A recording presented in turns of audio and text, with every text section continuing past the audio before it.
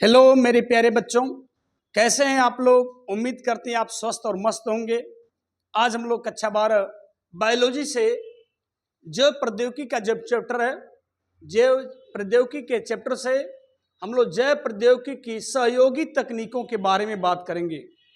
तो जैव प्रौद्योगिकी की जो सहयोगी तकनीकें हैं, जो उसमें सहयोग करने वाली दो तकनीकें हैं, एक का नाम रासायनिक अभियांत्रिकी, जिसको अंग्रेजी में केमिकल इंजीनियरिंग कहेंगे, और दूसरा क्या है, आनुवंशिक या जीनी अभियांत्रिकी, जिसे हम जेनेटिक इंजीनियरिंग कहेंगे। इंजीनियरिंग का काम ही होता है तोड़ जोड़ करना, तो वही चीज यहां दिया गया है।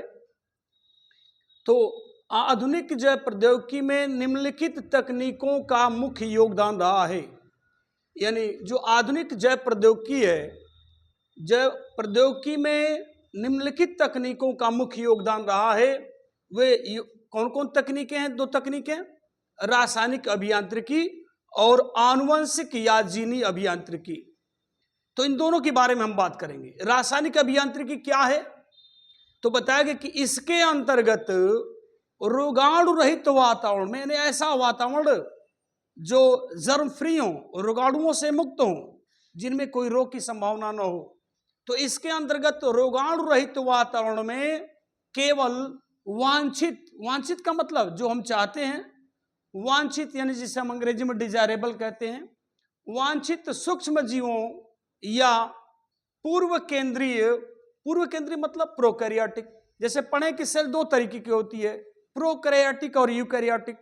प्रोकैरियोटिक ऐसी होती है जिसमें सेल के जो पार्ट होते हैं वेल डेवलप नहीं होते हैं, और यूकैरियोटिक ऐसी सेल होती है जिसमें सेल के पार्ट जो होते हैं वेल डेवलप होते हैं, मुख्य क्या होते हैं, पूर्ण रूप से विकसित होते हैं।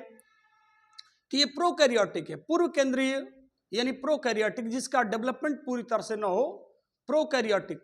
कोशिकाओं, तो पूर्व केंद्रीय कोशिकाओं की वृद्धि करवाकर अधिक मात्रा में जैव प्रौद्योगिकी उत्पाद जैसे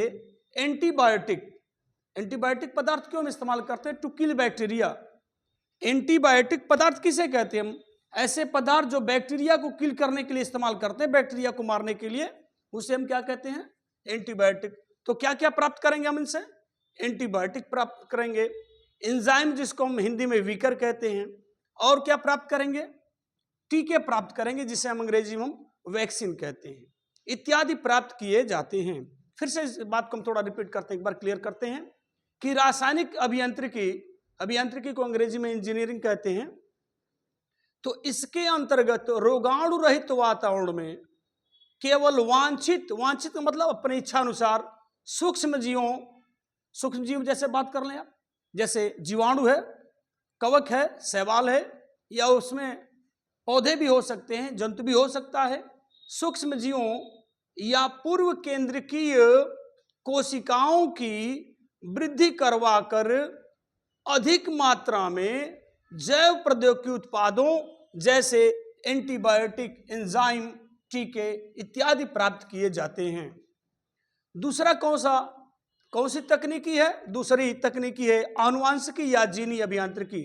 इसके नाम से ही स्पष्ट है, यह प्रायः पूछा जाता है आपसे, यह अलग से एक प्रश्न बन जाता है इसका कि आनुवांशिक या जीनी अभियांत्रिकी से आप क्या समझते हैं। यह अलग से भी क्वेश्चन पुटअप किया जाता है, तो ध्यान देंगे इस बात को। आनुवांशिक या जीनी अभियांत्रिकी किसे कहते हैं? जेनेटिक इंजीनियरिंग किसे कहते हैं? तो इसके अंतर्गत जीवों में वांछित लक्षण प्रारूप क्या होता है? दो चीजें आप पढ़े होंगे, एक फिनोटाइप, एक जीनोटाइप। जैसे कोई पौधा है जो बाहर से जो उसका रूप रंग आकार दिखाई देता है, बड़ा है, छोटा है, तो उसको हम कहते हैं फिनोटाइप। जो बाहर से दिखता है उसका रूप कैसा है, उसकी लंबाई कैसी है, तो फिनोटाइप है, और जो उसके जीन में शामिल है उसको हम जीनोटाइप कहते हैं।